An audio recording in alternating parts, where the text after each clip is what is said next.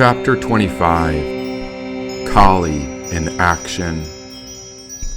Once the portal opened, we found ourselves in a sort of jungle experience. Was this a hologram, virtual reality, a dream, or had we gone delirious? Gentle beach waves crashed nearby every few seconds while wind swayed through the palm trees as a sign in front of us stated, "Welcome to the Shiva Ashram." A few birds flew over to leave behind shadows among nature silence. Empty pathways were paved through the jungle, but no one else was here besides us. Whatever door we had entered vanished, and in its place there was an ocean with a dock but no boat. Upon the pathway ahead, we found the land covered with huts, shrines, platforms, an outdoor dining hall, various tents, and even a basketball court. "Where is everyone?" asked Stitches. "Not sure, but as calm as this silence is, something seems suspicious," said Clancy. "Anyone want to shoot hoops? I haven't played since like the 3rd grade." "Come on, Voodoo, we're here on a quest," said Clancy. "You mean like a spiritual pilgrimage?" I paused. "But the basketball court is empty. What if it gets busy later on? I don't think I'm good enough to play 5-on-5. So what if we just shoot around?" "It's all empty." "Where is everyone hiding?" asked Stitches. "Psst," said a stranger's voice. There in the distance, near the dinner hall, we saw about 30 or so tents hidden under palm trees. This may have been a hideout that housed an entire community. "What's going on?" asked Clancy. "Is the beast gone?" asked a person in hiding. "The beast? What beast?" The person poked their head out from the tent while their eyes searched far and near. Then they unzipped the tent before announcing, "Coast is clear." At once, the entire community appeared. They'd been concealed by camps, beach shacks, and hiding spots behind places we couldn't see. After only a few minutes, everyone was out and about, going upon their daily routines. Clancy, Stitches, and I approached a person who passed nearby. "What's the deal with this place?" asked Clancy. "Are you staying the night?" asked a guest of the ashram. "Maybe," said Clancy. "You'll have to check in with registration," said the guest. Down past the basketball court was a sign for registration, where we met with an attendant. "Hey, what's happening here?" said Clancy. "Do you have a reservation?" she said. "I don't think so, but why is everyone hiding?" asked Clancy. "The beach houses are booked this week, so we only have space for camping. And as for the obstruction, pardon the inconvenience, but not long ago, a wicked beast arrived and decided to make its home on Paradise Island," she said. "A beast?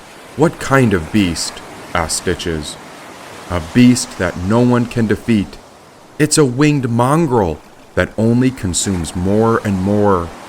Usually, Shiva handles such wickedness. After all, this is Shiva's ashram. But Shiva departed from the body and has since gone off to the mountains," said the attendant. "Then it looks like we're camping. Hey, is the basketball court usually open?" "Sure is, but everything is closed once the beast comes out. Kitchen opens at 9:50 a.m., then again at 5:50 p.m. Food is pure vegetarian, and over behind you is the water station. Satsang, which is our community gathering, is every night at 8 p.m. as long as the beast isn't out. Other than that, make yourselves at home in Shiva's ashram," said the attendant. "Sounds great, thanks." After we entered that mystical doorway, we found ourselves in a spiritual municipality. But there were no roads or cars on the island, and it seemed you'd have to walk everywhere in this quiet, yet lively community. Near registration, we found an information board with daily updates. Today there was yoga in the morning, mantra practice after lunch, all followed by an evening kirtan. Wow, are we in heaven? But if we're in heaven, then why the hell would there be a beastly demon? Yeah, about that beast, something doesn't quite add up. Why would a beast pick Paradise Island as its home? Said Clancy. Om, said a Swami in orange robes. He appeared behind us. Howdy, said Clancy. Everyone here smiled often, and when someone new passed by, they'd gaze right into your eyes. Each person seemed to have a twinkle inside, as if they housed an inner source of radiant light.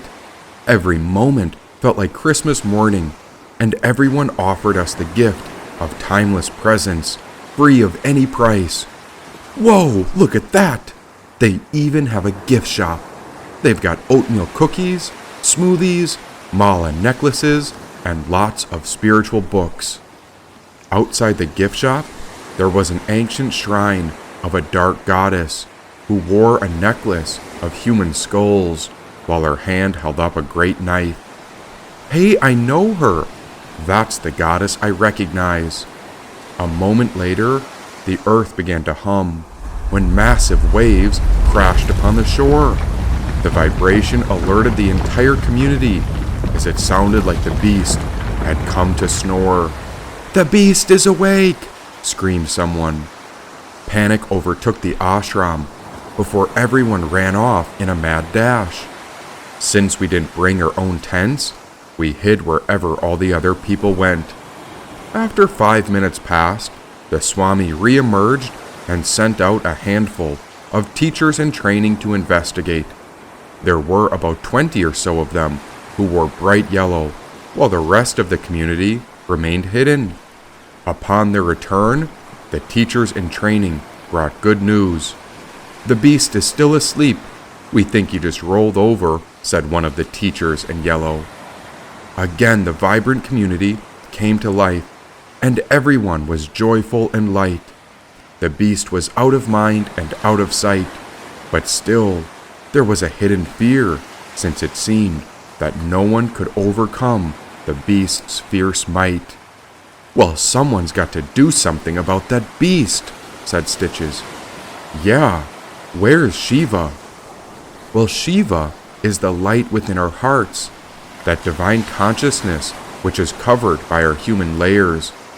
We are all Shiva, yet so many of us have forgotten, and here at this ashram, we uncover the light of Shiva that lives within our core.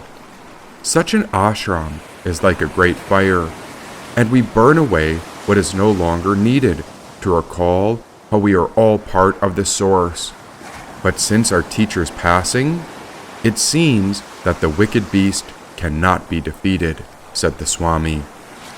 But you can't just let a bully rule the island.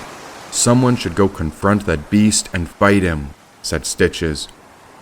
Here in Shiva's ashram, we follow the teachings along with the Shiva Sutras, and we do obey ahimsa, which is the principle of non-violence, said the Swami. Nonsense! We're going after him, said Stitches. Word spread around Paradise Island, and it seemed everyone was terrified. If we woke up the beast, it would come back to attack everyone. It became such a concern that all the people around paused their spiritual practices to observe with silence. What are you thinking? You want to confront that beast? Asked Clancy. Well, what else are we going to do? We can't just sit around and sing Kumbaya and let that beast rule. If I've learned one thing about being honorable in my life, then I know it takes action to make a difference. Come on, you guys. We're going to teach that beast a lesson, said Stitches. Now cruise ships appeared, and thousands of tourists were interested too. Everyone followed us down the beach on our way to confront the beast, but I still had no clue what we were going to do. In front of the community was Stitches, then behind him was Clancy, then I. And behind us was the ashram's fellowship, followed by all the tourists and the locals from the island. "Hey guys," I whispered, "do you ever think we're in a simulation?" "See, that's what I'm saying," said Clancy. "Whoa there," said Stitches as he put his arm up in the air. We all stopped on the spot because dead ahead, beside the jagged rocks, was the most wicked, cruel, and horrific beast we had ever seen. "Not going to lie, he looks pretty terrible and mean," said Clancy. I wondered if Stitches thought about going back, but after the entire ashram and the thousands of other spectators counted on him, we watched Stitches summon his inner determination as if he alone believed that he was going to win. "What's your plan?" asked Clancy. "Considering he's 20 times our size, I'm not sure if I can knock him out. Our best bet would be to wrestle him and choke him out, but then the question would be how to keep him on the ground. Or, does anyone else have weapons? It seems that mine have vanished," said Stitches. The ashram only had musical instruments, hammers, and nails, while the tourists only had their passports and visas. We wondered about the locals, on the other hand, but they didn't seem to trust us because we were visitors upon their land. "Okay, so it's bare knuckle at its best. Time to wake that beast up," said Stitches. While all of us waited, Stitches jolted ahead in a full sprint. With the beast still asleep, we watched our brave companion punch the beast in his temple. Then Stitches wrapped his legs around the beast's neck and started to choke him to death. "Holy shit! He's doing it!" Stitches was stronger than anyone else here, and no one ever dared to face that beast. He held on to the chokehold while every muscle in his body contributed to that tight squeeze. The entire community started to cheer in support, but it woke up our worst fear. Only then did the beast realize he was being attacked, and so he rolled over when he squished Stitches as he pinned him under the beast's giant shoulder. The beast looked like he weighed 10 tons when Clancy yelled, "Hey, jerk, get off my friend!" Clancy picked up a rock and tossed it at its head, but it bounced off the beast's skin and splashed in the ocean. Next, the beast yawned as it woke up from its nap. As he stood up, Stitches fell as he tried to catch his breath. A moment later, the entire community panicked and ran. The beast roared while spit spattered Clancy and I. Holy shit! We should have just stayed back, played basketball, and made the most of our beach vacation. But Stitches wasn't done. He jumped up and drilled the beast in the knee with a forceful punch. The beast toppled over in the sand as if the ligaments in his knee were done. But this only pissed off the beast while he hobbled in his walk. Now the beast picked up Stitches and tossed him 100 paces across the sand. "Run!" I screamed. "Maybe we should use intellectual reason and communicate with him," paused Clancy. "Hey, excuse me, sir. We are new to the island and we seem to be your neighbors. We see you found a fantastic spot, and I must admit, it's a perfect placement right in front of the ocean. In order to best accommodate you on this great island, what is it that you're looking for?" The beast roared before he picked up Clancy and tossed him into the shallows of the ocean. Clancy tumbled into the water when I ran, horrified by the commotion. "Retreat to the basketball court!" "Hey, Voodoo, you said you know some secrets about the forces of nature? Well, if this is her labyrinth, then what's her power behind it? There must be a way we can defeat this demon," asked Stitches. One of his shoulders was dislocated while blood dripped from his mouth. This guy was a valiant warrior of honor, and there was no sense of fear in any of his thoughts. How can we defeat this beast when it wasn't even fazed by the attack you just tried? My goodness, he almost crushed you. You could have died. I'd rather die a legend than live while a beast destroys our world. Now tell me, kid, what did that spiritual being teach you? What is its secret? Asked Stitches. The beast was getting closer to the community and wasn't even interested in us three anymore. The demon took off down the beach on its way to disrupt the peaceful nature that the island community stood for. What do you want? Screamed Stitches. That beast turned around and pointed a finger at us. I'm going to annihilate everything, and after that, I'll have the whole world to myself, said the beast. This beast is full of himself. Meanwhile, Clancy crawled ashore as he tried to catch his breath. My guys, I've decided. I'd rather get eaten by a shark than get punched again by that demon, said Clancy. There has to be a way to defeat him. What are the spiritual being's secrets? Said Stitches. Come on, and I'll show you what I know. We ran back to the ashram. Bodies flew everywhere as rumbles roared when hotel buildings tumbled into the ocean. Over here, next to the basketball courts. Enough about basketball, yelled Clancy. No, look here. There beside the court was an ancient shrine, and it was roped off by a sign that said, Caution. We stepped over the rope gate when we saw her shrine as an expression of the divine. She was a dark woman, and she held the most fierce form that was ever preserved in a statue, as this was dedicated to the vicious form of the great Earth Woman. Only Kali Ma can defeat him. Holy shit, he's right, said Clancy. Who's Kali Ma? Said Stitches. Okay, so you know how you love to watch people fight? Well, Kali Ma is the fiercest form of energy that exists to destroy wicked demons, said Clancy. How does she work? Asked Stitches. As we sat beside her shrine, her feet were level with our eyes. I only know 3 ways. It either takes a sacrifice, an offering, or mantra can evoke her.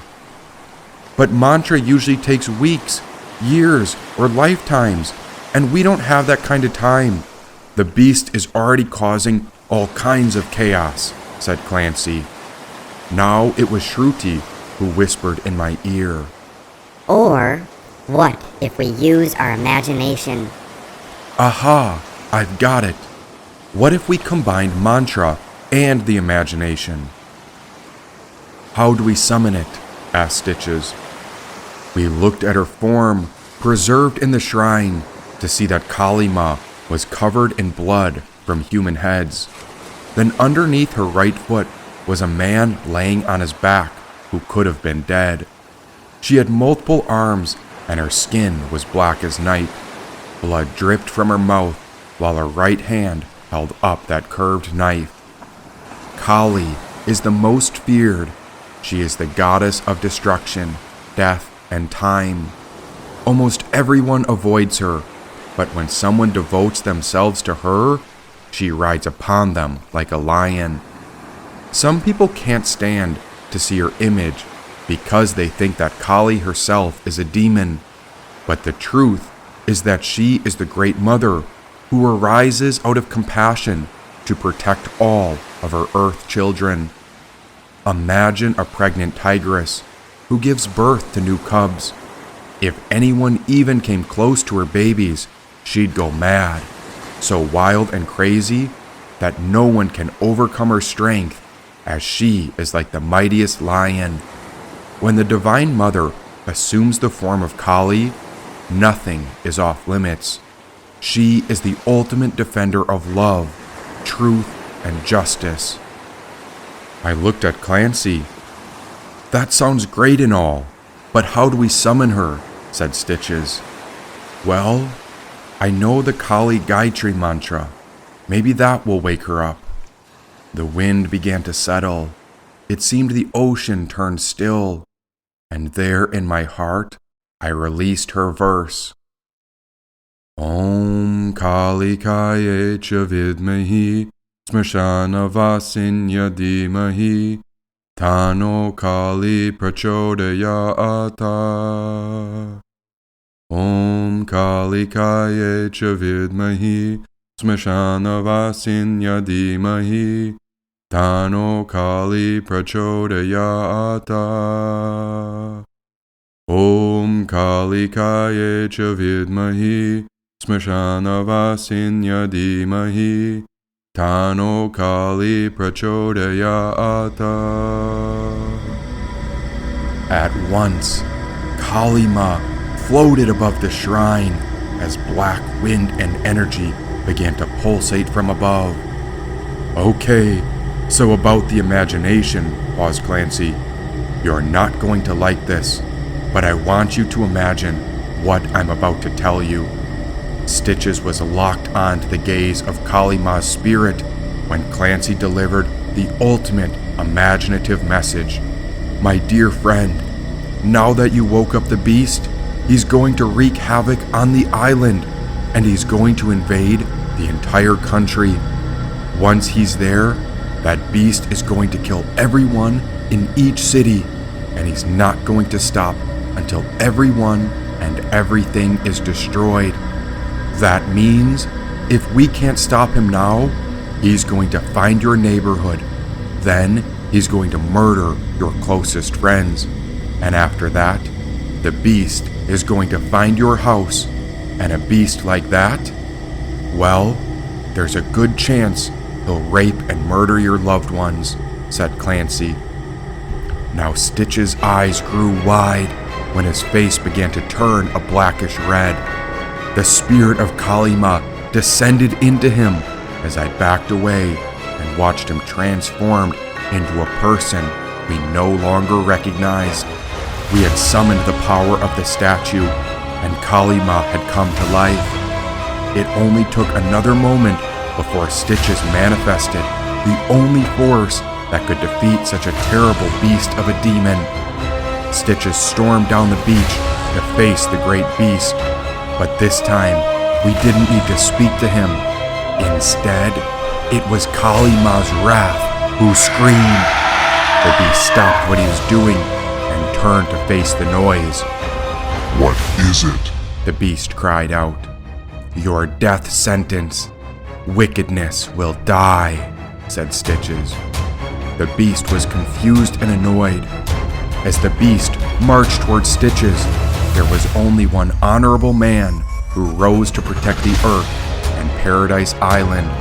Just then, we noticed how the beast had eaten half of a person, as it had 2 legs in its grip.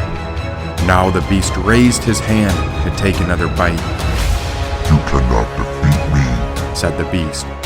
The beast roared, but he made one mistake, as he assumed he had control over his own fate, because in his rage, he dropped his hands as he lowered his head to investigate. Rookie mistake, whispered Stitches. Within a half of a second, Stitches planted his weight upon his left leg before his right faked a faint kick. The beast was quick and lowered his arm in defense.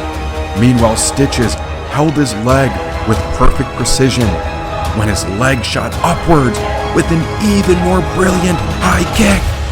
It happened so fast when I saw his leg transform into Kali's knife. Stitch's leg snapped forward when he severed the beast's neck as his head tumbled off as the beast's life disappeared from his eyes. My friend, you have just discovered a great secret, said Clancy.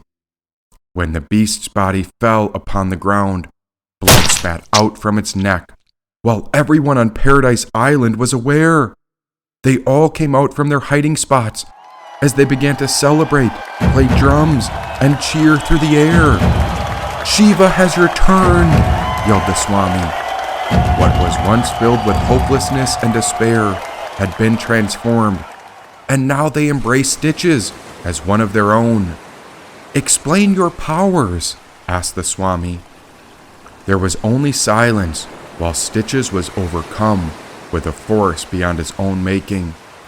What he had touched, I sensed, was beyond what could be explained with his own human language. He was in a sort of daze as his own consciousness came back. Meanwhile, the shrine of the Dark Woman held a certain glow as if Kali Ma's blade was responsible for severing the beast's neck. What happened? Asked Stitches. You're an honorable fighter.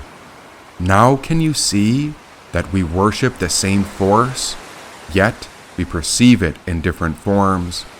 Some call Kali the goddess of time and death, but I see her as the ultimate liberator and protector. She is our spiritual essence, not concerned with the physical layers of the material world, but rather, she is the Divine Mother. No one can defeat time, not even the most powerful fighter. Kali Ma is the divine victor.